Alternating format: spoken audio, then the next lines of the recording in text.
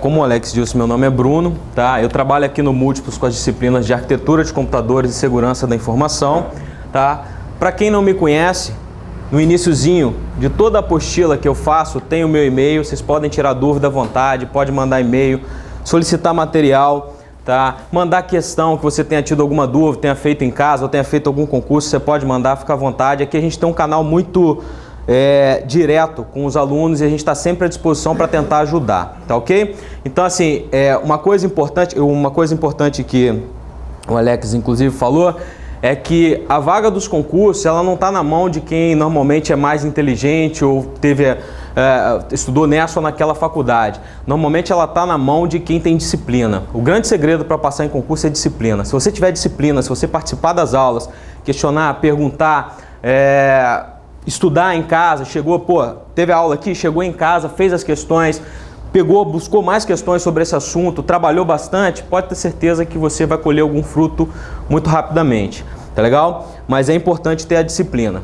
tá ok? Então não adianta diferenciar a característica de um ou outro candidato, o que vale no final das contas é a disciplina e a participação, é você manter uma rotina de estudo bem regrada, tá legal? Esse nosso curso é um curso de arquitetura de computadores. Apesar do nome arquitetura de computadores, talvez o que eu vou falar aqui agora não faça muito sentido de imediato, mas certamente vai fazer daqui a pouquinho. Apesar do nome deste curso, dessa disciplina aqui, ser arquitetura de computadores, a gente estuda, na verdade, algo um pouquinho maior do que arquitetura de computadores. A gente estuda arquitetura e organização de computadores. Nesse momento pode ser que não faça diferença para vocês, né? Quem está há muito tempo sem estudar esse tópico, né? Talvez não se lembre qual é a diferença que tem entre essas duas coisas, mas a gente vai ver isso, tá? E apesar do nome, a gente vai estudar aspectos tanto da arquitetura de um computador quanto da organização do computador. Tá legal? Bom, dito isso, né, eu acho que é importante, isso aqui é a nossa programação da primeira aula, só da primeira aula. Tá? A gente vai ver coisas muito além do que está escrito aqui. Tá? Então, numa primeira aula, a gente vai conceituar a arquitetura de computadores, vai entender o que é essa disciplina, o que a gente vai aprender, quais tipos de questões a gente vai conseguir acertar com esse tipo de estudo, tá legal? E um primeiro assunto que eu separei que normalmente introduz todos os livros de arquitetura e organização de computadores é a passagem de um software em linguagem de alto nível para uma linguagem que a máquina é capaz de interpretar e executar, ou seja, a compilação, interpretação, tradução de códigos, tá legal? E a gente vai fechar essa primeira apostila com alguns conceitos básicos sobre organização de computadores. Bom, sugestão, né, para você poder estudar em casa, se você tiver um desses livros ou se você puder adquirir um desses livros para poder estudar ou tiver alguma referência, né, que se baseie neles, né, são os livros que eu gosto bastante, acho que podem ajudar pra caramba na hora do estudo de vocês, na hora de complementar algo que você tenha visto numa ou outra questão, tá?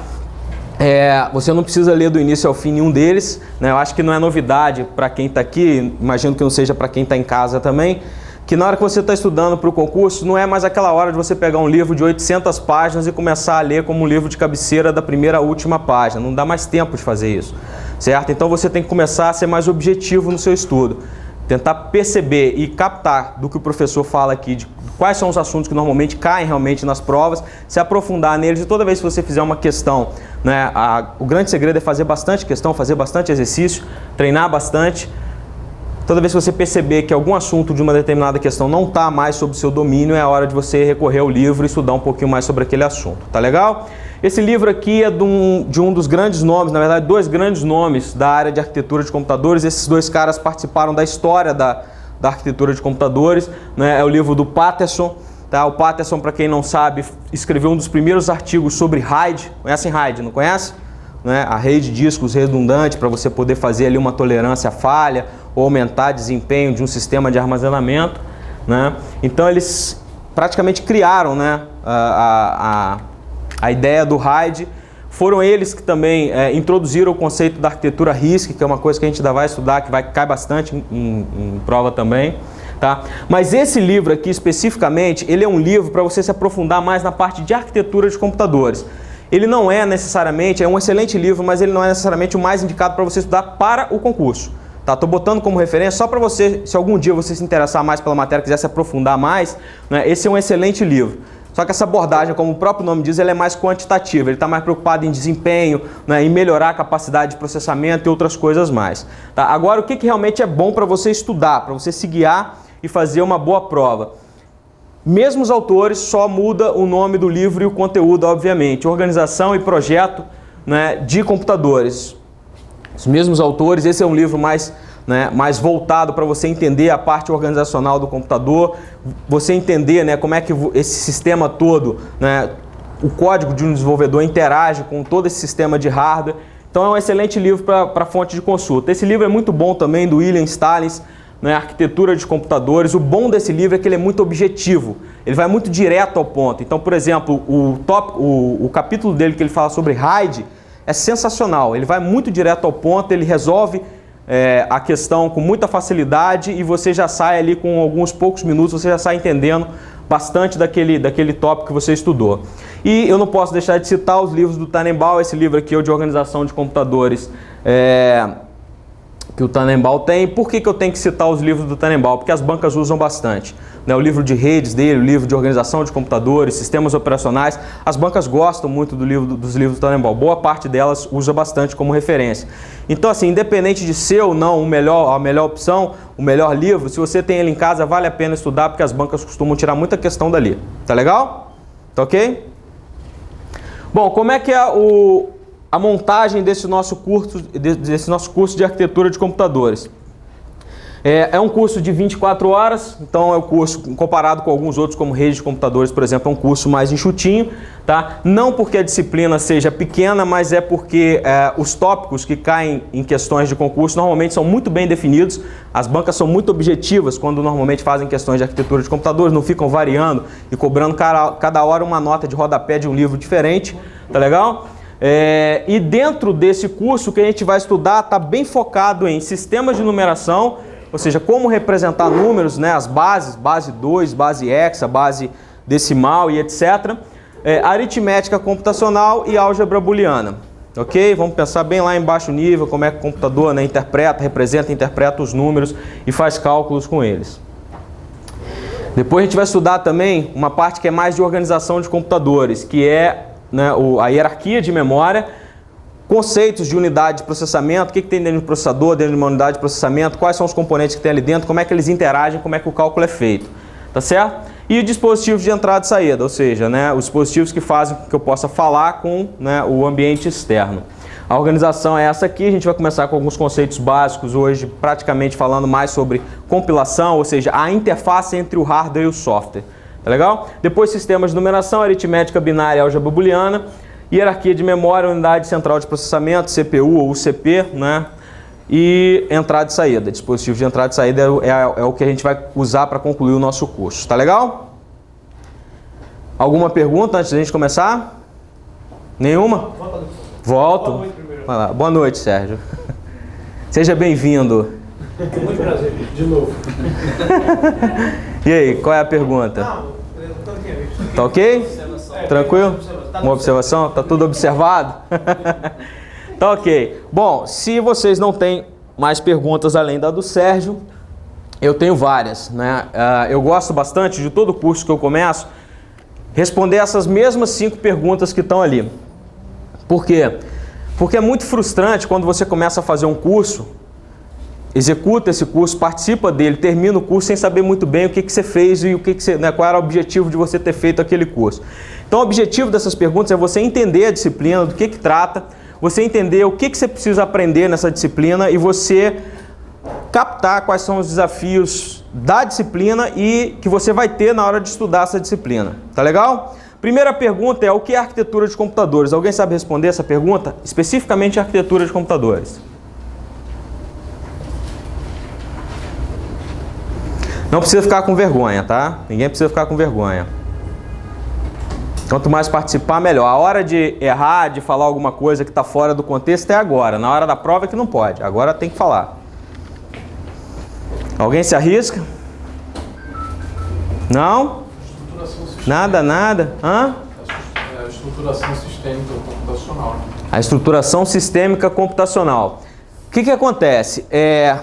Essa definição, né, que você colocou, ela vale, né, para o conjunto arquitetura e organização de computadores. Então, assim, se a gente quiser responder o que é de fato a arquitetura do computador é tudo que você consegue imaginar que um programador, não o programador de hoje, que programa numa linguagem de alto nível, mas o programador que antigamente, né, tinha um contato quase que direto, né, com uma interface entre o software e o hardware, ou seja, ele programava em baixo nível, né, numa linguagem intermediária, na verdade, não era tão baixo nível, mas era uma linguagem, né, quase próxima da linguagem da máquina.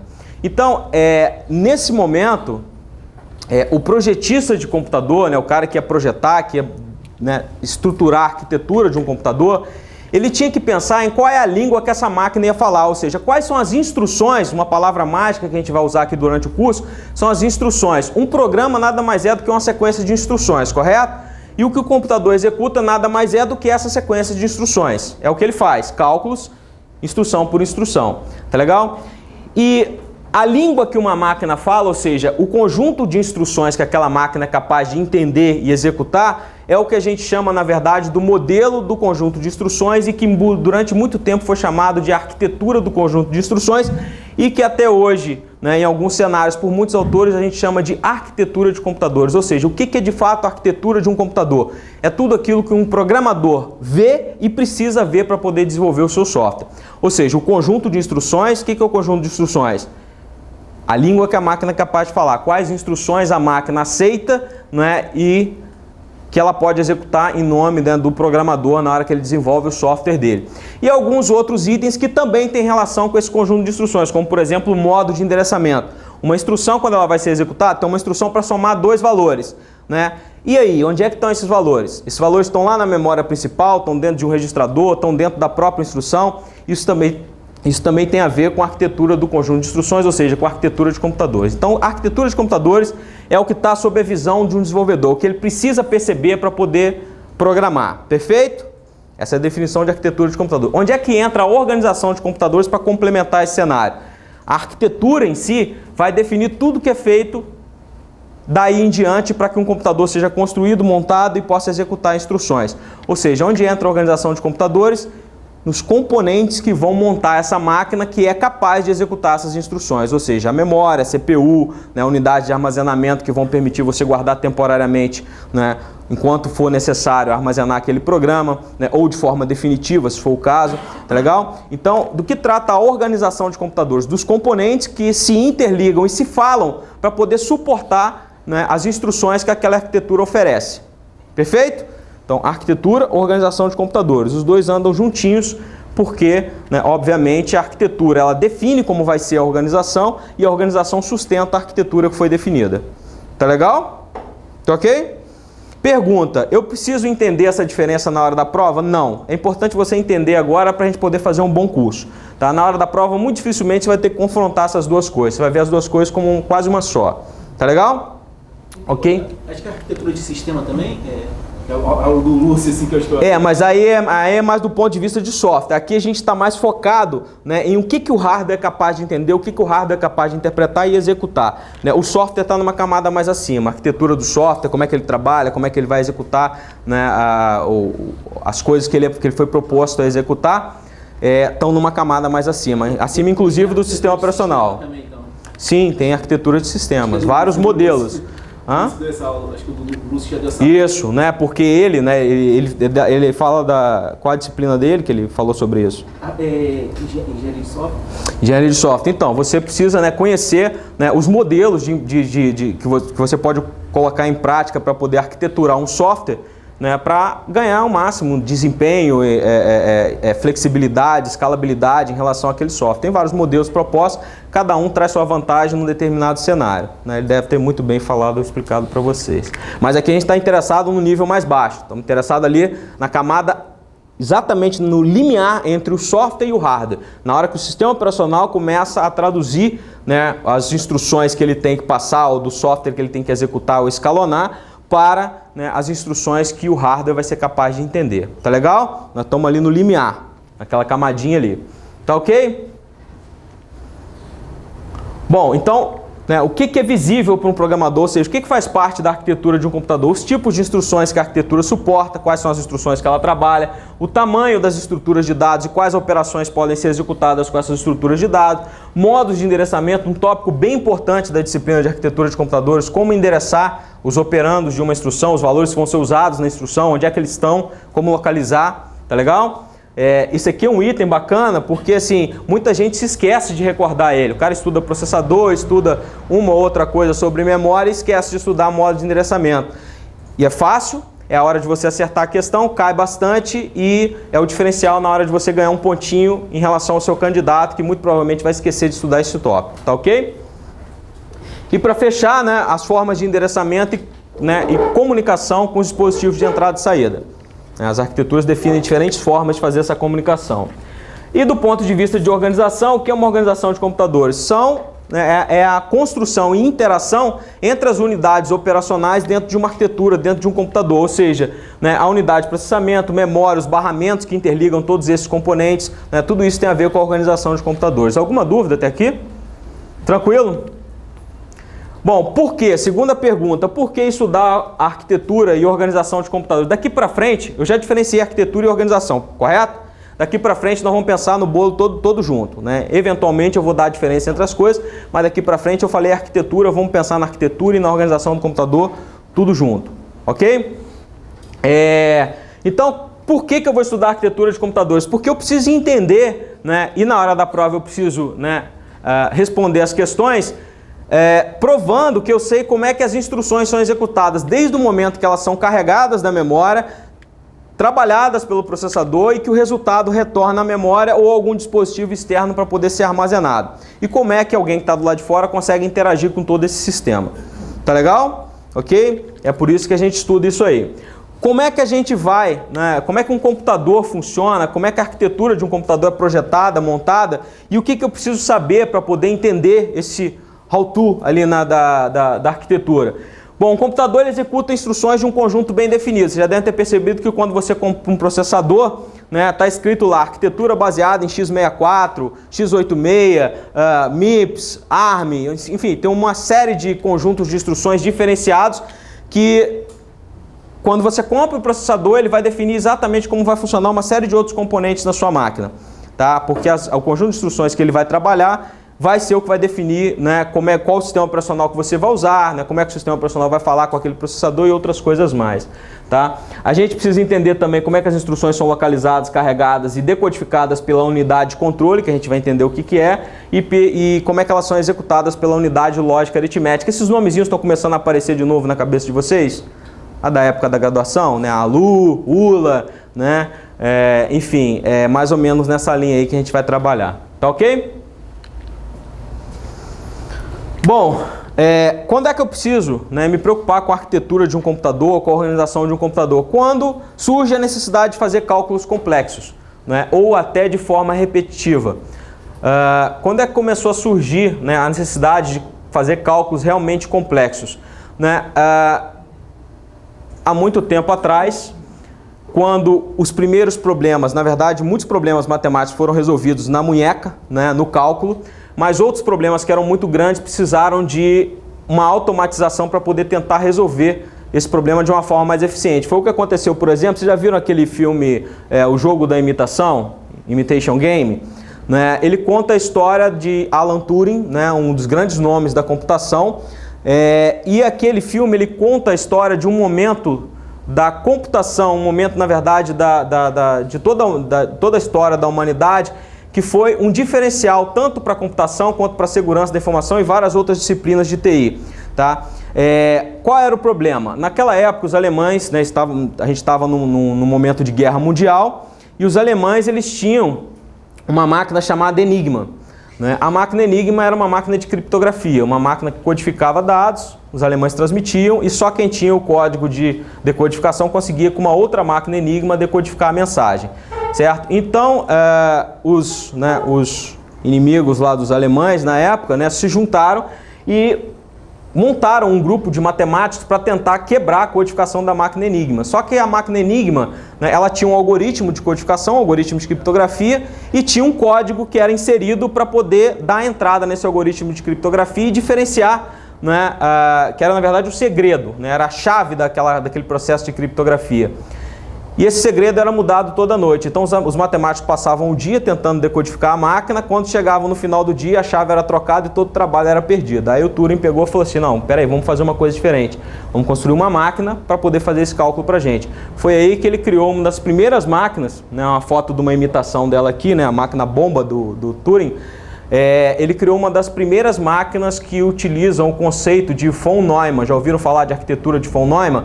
A arquitetura de von Neumann é uma arquitetura onde você tem um caminho de dados por onde os dados vão passar para serem processados, né? Um local onde as instruções e os dados vão ficar armazenados. É a primeira vez que se pensou em armazenar o programa, né, numa memória junto com os dados, certo? E dispositivos de entrada e saída para você entrar com as solicitações e sair com essas solicitações. Então, nesse caso dessa máquina, você tinha as fitas, né, entrava tanto com o programa quanto com os dados ali e cuspia uma saída com a resposta do cálculo que você queria. Então, ele conseguia mudar o código, né, do que ele precisava executar, ele conseguia programar, né, uma das primeiras vezes que você conseguia programar. Até então, né, o código já era cravado ali no hardware, você tinha um código bem definido, uma calculadora só fazia cálculo aritmético, por exemplo. Certo? Ok? Então é bacana dar uma olhada nesse filme, porque isso aí foi um marco para a arquitetura de computadores, foi um marco para a criptografia, tá ok? E para fechar essas 5 perguntas, a gente chegar de blá blá blá e começar a falar do que realmente interessa, os desafios, né, da arquitetura de computadores. Definir um conjunto de instruções realmente eficiente, é um desafio de um arquiteto de computador. Definir modos de endereçamento mais adequado. E aí, meu operando vai estar onde? Na memória, no registrador, na própria instrução, né? O que é mais eficiente, o que eu ganho mais. Né? Executar instruções o maior número possível por unidade de tempo. É uma preocupação que, se vocês forem aí ler aquele primeiro livro que eu recomendei, ele tem o tempo inteiro, né? Quantas instruções eu executo por unidade de tempo. Se vocês viram uma reportagem que saiu nesses últimos dias aí, que a China agora tem um dos computadores mais rápidos do mundo, na verdade, hoje o mais rápido, inclusive usando processadores da própria China, né? A quantidade de instruções que aquele computador é capaz de executar por segundo é algo estrondoso, certo? Então a busca por executar muitas instruções por unidade de tempo é uma busca incessante de todo arquiteto de computador e de um projetista de computador. Tá legal? Enfim, entre outras coisas, aumentar a capacidade de armazenamento, que é uma busca constante, a gente vê dispositivos de memória crescendo em capacidade de armazenamento cada vez mais. Enfim, tentar miniaturizar, né, um problema, uma busca que tem se tentado fazer. Hoje o celular que está no nosso chip, né, tem uma capacidade de processamento quase equivalente ou até maior, talvez, dos computadores que a NASA tinha quando mandou o homem para a Lua.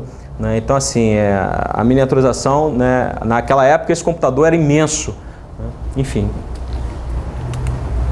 Bom, então é isso aí, tá? Como é que a gente vai começar nosso papo? Com a interface entre o hardware e o software. Ou seja, um computador é composto, a gente aprende lá no início de todo cursinho de informática, que um computador, né, ele tem um software, tem um hardware, e esses dois caras têm que se falar para poder executar as instruções, tá? No nosso caso aqui, a gente vai pensar nessa figurinha aqui, né? Eu tenho as aplicações dos usuários, depois disso eu tenho o sistema que vai operar o hardware, e depois disso eu tenho a última camada de processamento, que é o hardware propriamente dito.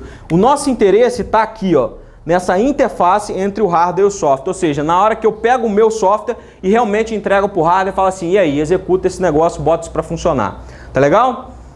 Então, como é que funciona, né, desde o momento que eu crio uma aplicação até a hora que o hardware executa ela? Primeira coisa, o programador codifica hoje em dia um programa em linguagem de alto nível. Quais são as linguagens de alto nível que vocês conhecem? Quem é desenvolvedor aqui?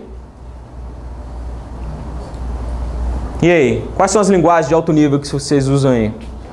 Java, C#, o que mais?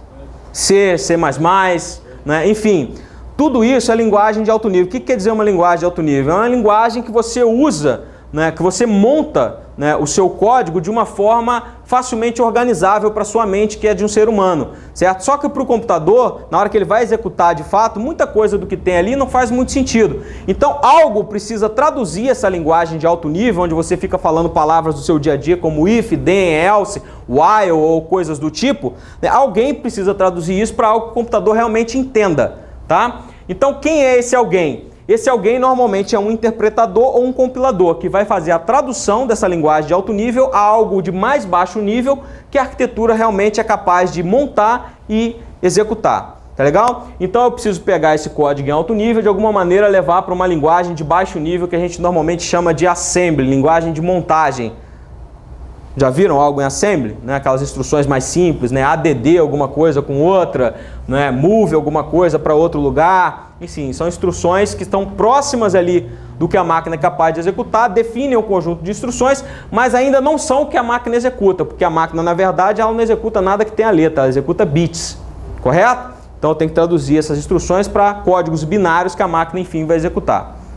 Esse é o último passo, é a hora que a máquina realmente vai entender o que ela precisa fazer. Tá? Esse último passo é quando a gente transforma o nosso código, né, em linguagem de máquina executável. Essa última linguagem, que são, né, trechos em binário, né, são o que a gente chama de linguagem de máquina, linguagem executável. É a hora que vai tudo virar 0 e 1. Perfeito? Ok? Ótimo. Bom, então as instruções de baixo nível são traduzidas em palavras binárias, tudo 0 ou 1, e cada instrução, na hora que eu pego uma instrução e traduzo ela em um código binário, aquele código binário que contém aquela instrução e os operadores que vão ser usados por aquela instrução, a gente chama aquilo de palavra. Ou seja, uma palavra é uma sequência de bits que é trocada entre o processador e a memória principal, e esse termo é importante, certo? Toda vez que o processador vai carregar uma instrução da memória para dentro dele para ele poder executar, o que vem no formato de uma palavra, ou seja, uma sequência com um tamanho muito bem definido e ali dentro tem uma instrução ou um dado que vai ser utilizado pelo processador. Tá claro isso? Conceito de palavra super importante. Então, fluxo, código de alto nível, compilo ou interpreto, né? Normalmente compilo, vou para uma linguagem assembly, da linguagem assembly eu monto e viro, né, uma linguagem binária que a máquina é capaz de executar através do carregamento de palavra a palavra, cada palavra contendo uma instrução ou um dado. Tá ok? É como a coisa funciona lá de cima até lá embaixo. E aí a parte física que vai movimentar tudo isso aí, essa tradução dos zeros e uns em sinais elétricos, a gente vai ver um pouquinho mais adiante. Tá ok? Dúvidas? Nenhuma dúvida? Tá tudo tão fácil assim? É isso mesmo? Então pronto, tem uma. Tenha dúvidas, vai lá. Essa palavra que você falou aí, Essa palavra? a palavra aí, está diretamente relacionada ao número de bits que o processador vai endereçar? Você já reparou que quando você vai comprar um processador, o vendedor ele pergunta para você, você quer um de 64 ou um de 32? O que você responde quando ele te pergunta isso? Normalmente as pessoas fazem duas coisas, ou ela pergunta qual é o preço, né? Eu quero mais barato, né? Os dois processam, então me dá o mais barato, né? Ou ela vai, né, pensar no seguinte, 64 é maior do que 32, talvez seja mais vantajoso para mim comprar um de 64. Né? O que aquilo ali quer dizer? O que é aquele 64, aquele 32? O tamanho da palavra que aquela arquitetura usa. Ou seja, o tamanho da informação que vem da memória principal para o processador ou que vai do processador para a memória principal em toda a troca que eles fazem durante um processo, uma execução de um software. Ok? E esse tamanho é fixo. É bem definido. Não fica trocando. Agora a palavra é 32, agora é 64, não é assim não. A arquitetura ela define o tamanho da palavra. Alguns processadores hoje em dia são híbridos, são capazes de trabalhar com palavras de diferentes tamanhos, 32 e 64 bits. O processador Intel, a linha Core i5 e 7 da Intel trabalha com dois tamanhos de palavra. Você consegue emular uma tecnologia de 32 bits dentro de uma de 64.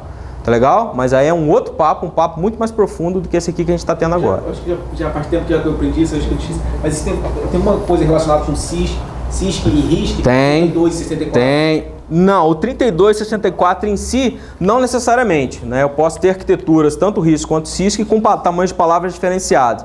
Né? O que acontece é o seguinte, a gente ainda vai ver isso, mas não tem problema nenhum a gente adiantar algo, que o que difere as arquiteturas RISC e CISC fundamentalmente é a complexidade de uma instrução que é usada naquela arquitetura. Uma arquitetura RISC normalmente ela tem uma instrução maior, mais complexa de ser executada. A arquitetura RISC normalmente a instrução é menorzinha e mais simples de ser executada. Certo? Então, na arquitetura CISC, com uma única instrução eu dou uma tacada e mato um monte de coelho de uma vez só. Só que o esforço para eu matar esse monte de coelho normalmente é um pouco maior do que uma instruçãozinha que eu executo no processador RISC. Tá? Mas isso é um papo que a gente ainda vai desenvolver ele com calma mais adiante. Tá legal? Alguma dúvida nesse ponto? Conceito importante até agora, dois nomes bem importantes. Tá? Instrução e palavra. e diretamente relacionados, dois conceitos diretamente relacionados. Toda instrução que é carregada no processador é carregada através de uma palavra de memória. Perfeito? Sempre uma palavra. Oi? Sempre uma palavra. Não necessariamente. Normalmente, as arquiteturas, por simplicidade, né, trazem as instruções no formato do tamanho da palavra. A maioria das arquiteturas hoje, a arquitetura é 64 bits, eu trago uma instrução dentro exatamente de uma palavra.